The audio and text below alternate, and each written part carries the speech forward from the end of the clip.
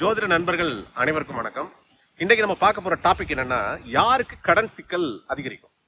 அப்ப கடன் அப்படிங்கிறது ஜோதிடத்துல எந்த கிரகம் அதை குறிக்கும்? ஜோதிடத்துல 9 கிரகங்கள்ல செவ்வாய் அப்படிங்கிற கிரகம் தான் கடனுக்கு அதிபதி. அவர் கடனுக்கு மட்டும் இல்ல, கடன், உடல் நல குறைபாடுகள், அறுவை சிகிச்சை, அதே போல பங்குதாரர்கள் மூலமாக ஏமாற்றம் அடைகிறது, அதே போல நண்பர்கள் மூலமா வழக்குகளை சந்திக்கிறது, சொத்துக்கள் மூலமா வழக்குகளை சந்திக்கிறது, இது போல முக்கியமான நெகட்டிவிட்டி எல்லாமே இந்த செவ்வாயோட காரகத்துவம் தான். அப்போ இந்த கடன் அப்படிங்கிறது யாருக்கு வரும்? இந்த டிஸ்பிளே பாருங்க. இந்த டிஸ்பிளேல நான் சொல்லக்கூடிய இந்த 4 இடங்களில் உங்க ஜாதகத்துல ராசி கட்டத்துல செவ்வாய் இருந்தால், 4ல ஏதாவது ஒரு இடத்துல செவ்வாய் இருந்தால் உங்களுக்கு ஏதோ ஒரு வகையில வாழ்க்கை முழுவதும் கடன் சூழல் உங்களை பின்தொடர்ந்துகிட்டே இருக்கும். இப்போ ஒருத்தர், நான் நல்ல சேலரி வாங்குறேன், ஒரு 2 லட்சம் சம்பாதிக்கிறேன், எனக்கு மாத வருமானம் 2 லட்சம்.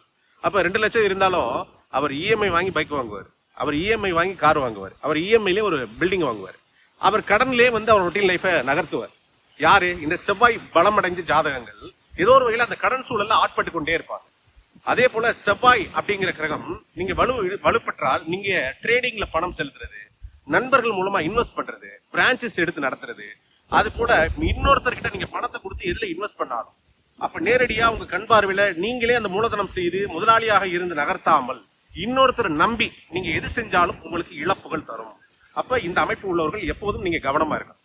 அதே போல இதே அமைப்பு சில நேரம் நமக்கு வைசூரி, அம்மை, அதே போல நாய்கடி, இது போல சில பத்திய செலவுகளையும் இதை நீங்க நாய் வளர்ப்புல நீங்க ஈடுபடக்கூடாது, இதுல கொஞ்சம் கவனமா இருக்கணும். அதே போல நண்பர்கள் மூலமாக ஷூரிட்டி கையெழுத்து போடுறது, அவர்களுக்கு வழக்குகள்ல இன்வால்வ் ஆகிறது, இதுல இந்த செவ்வாய் பலமடைந்தவர்கள் கொஞ்சம் கவனமா இருக்கிறது நல்லது. அதே போல செவ்வாய் அப்படிங்கிறது ஆண் ஜாதகத்துல இந்த அமைப்புகளை குறித்தாலும் பெண் ஜாதகத்துல செவ்வாய் அப்படிங்கிறது கணவன் அப்படிங்கிற ஒரு காரகத்துவத்தை எடுக்கும். அப்ப நிறைய ஜோதிடர்கள் சொல்றாங்க, ஆண் ஜாதகத்துல சுக்கிரன் மனைவி, பெண் ஜாதகத்திலையும் சுக்கிரன் மனைவின்னு சொல்றாங்க. அதுல நமக்கு உடன்பாடு இல்லை. பெண் ஜாதகத்தில் செவ்வாய் தான் கணவன். அப்ப கணவன் அப்படிங்கும் போது இந்த 4 இடங்களில் ஏதாவது ஒரு இடத்தில் பெண் ஜாதகத்தில் ராசி கட்டத்துல செவ்வாய் இருந்தால் அவங்க திருமண வாழ்க்கை இளமையில் செய்யக்கூடாது.